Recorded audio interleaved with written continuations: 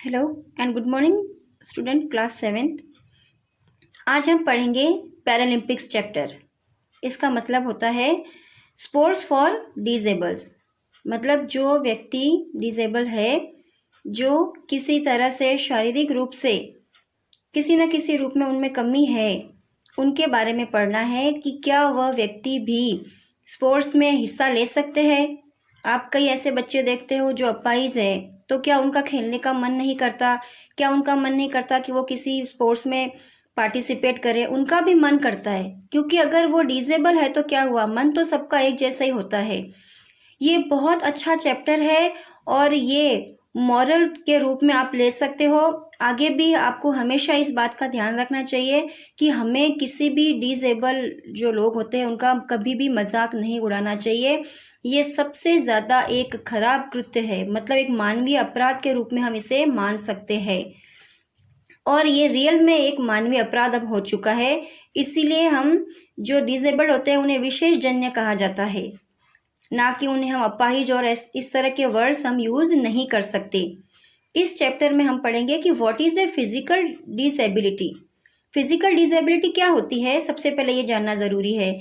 आपने भी कई डिसेबल्ड लोग देखे होंगे, जैसे किसी के पैर में होता है, किसी के हाथ में कोई कमी रहती है, किसी के आँखों में होती है, किसी के चेहरे में कोई ऐसी चीज़ होती है जो नॉर्मल नहीं होती, कोई बोलने में अटकता है।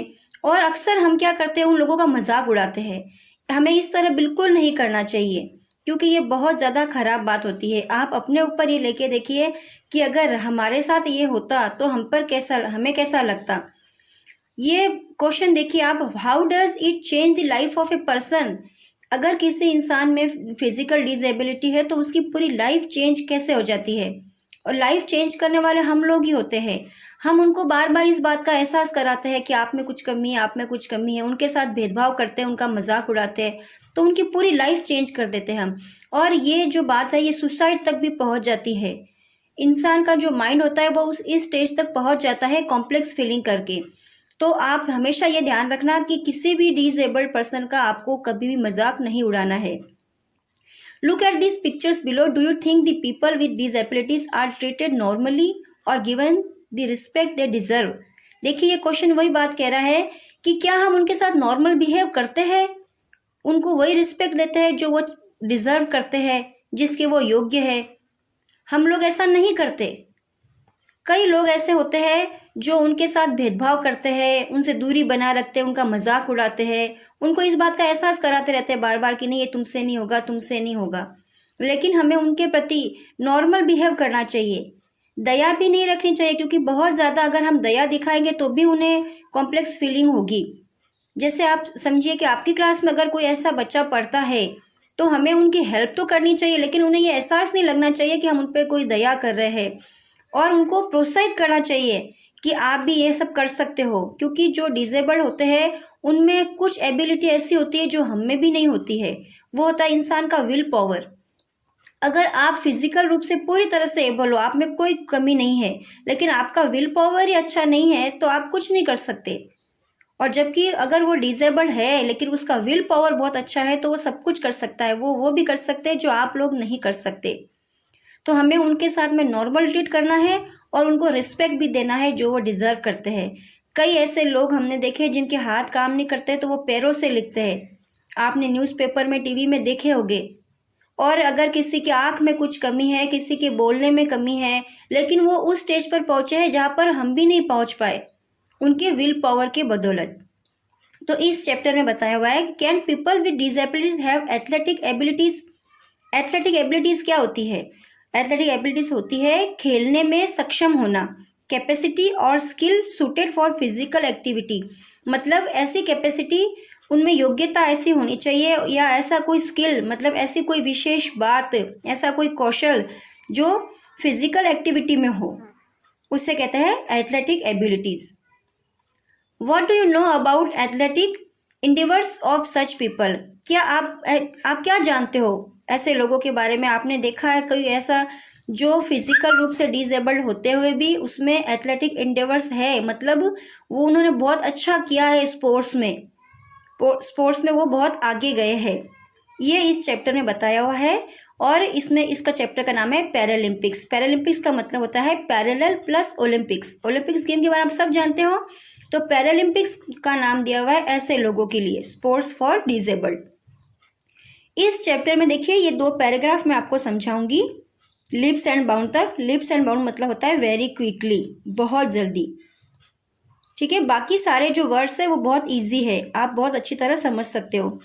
Many humans are born with a disability while some become disabled due to accidents in life. मैंने आपको बताया कि डिसेबिलिटी देखो जन्म से ही हो सकती है या फिर एक्सीडेंट्स हो जाता है लाइफ में तब भी हो जाती है। अगर कोई जन्म से किसी में कुछ कमी नहीं रहती है, डिसेबल्ड नहीं होता है, तो वह एक्सीडेंट में भी हो जाता है। किसी का पाँव कट जाता है, किसी का हाथ कट जाता है, कुछ भी हो सकता है। तो अगर वो जन्म से है तो भी उसमें उनकी कोई गलती नहीं है, अगर एक्सीडेंट से हुआ तो भी उनकी कोई गलती नहीं होती है, क्योंकि ये तो ईश्वर प्रदत्त है। अगर जन्म से हुआ तो, और एक्सीडेंट्स भी हो जाते हैं। अब ये नहीं है कि हम उनकी इस कमी को लेकर बैठ जाए और उनके साथ भेदभाव करें। तो आपको बताया हुआ है कि डिसेबिलिटी किस तरह होती है लाइफ में। Paralympics in sports for such people. Disability does not mean that one becomes completely depend. देखो डिसेबिलिटी का मतलब ये नहीं होता कि वो पूरी तरह से डिपेंड ही होगा हम पर, वह खुद अपना काम कुछ ना कुछ तो वह कर ही सकते हैं। It is the will that carries them forward in life. इंसान की जो विल पावर होती है, इच्छा होती है, वह उनको लाइफ में आगे बढ़ा सकती है। अगर किसी इंसान की विल पावर ही नहीं रही, इच्छा शक्ति नहीं रही कुछ करने की, तो वो पूरी तरह से अगर एबल होगा फिजिकली तो भी वह कुछ नहीं कर पाएगा।